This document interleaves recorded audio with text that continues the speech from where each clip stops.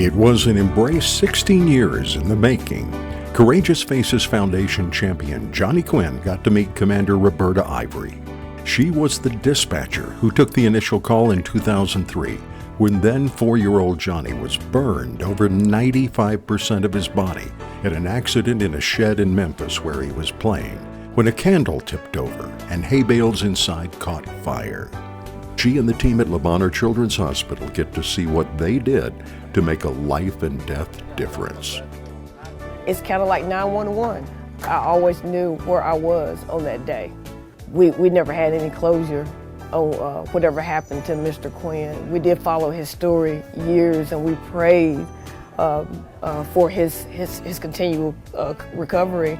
87 surgeries, and we were thinking, who could survive that? Well, unbeknown to me, he did. It was a miracle.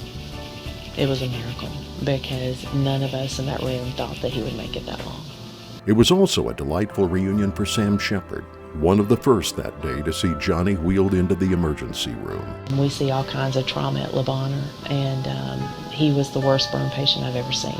The whole staff was affected. We're pretty tough, and there wasn't a dry eye in that room that day. When a critically injured patient comes through our door, we know that time is their enemy, not their friend.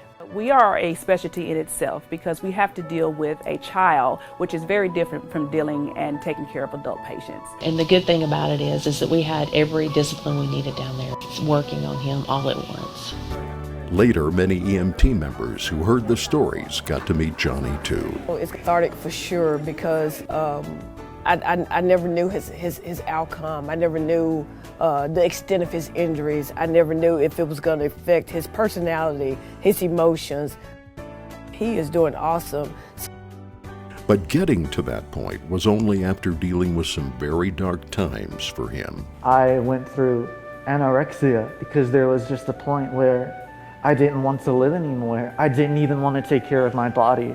Speaking to the Pediatric Trauma Symposium, Johnny said it was a long and agonizing journey back to self-acceptance and purpose, but a critical turning point where he can now reframe the journey for others who are also burn survivors. What happened to me was for a reason. Instead of looking in the mirror and seeing everything that I hated about myself, I looked in the mirror to see what I could appreciate about myself. And I started to focus on other people, because that is when I realized that life is not about me, it is about other people.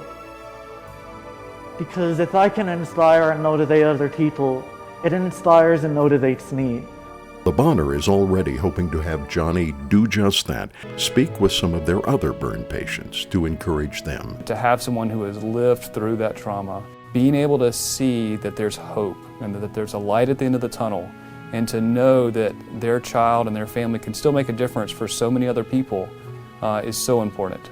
You can meet someone like Johnny who said last night, it was so beautiful, he said, I thought this was the end of my life, but really it was the beginning of my life. And that's the kind of attitude that the patients need. When I see him now as an adult, it's amazing. It's amazing. I can't believe it. He's a walking miracle for sure. And to see his attitude and his ability to accept what has happened to him and to be able to do something good with that. I like to think that John Quinn is probably one of the most beautiful people out there. And while there will be more surgeries to come for Johnny, he's found a place with a purpose where he and others can begin to thrive. I just wanted to thank Le Bonheur Children's Hospital so much for saving me 16 years ago. Without them, I would not be where I am today. I'm so grateful. Thank you so much.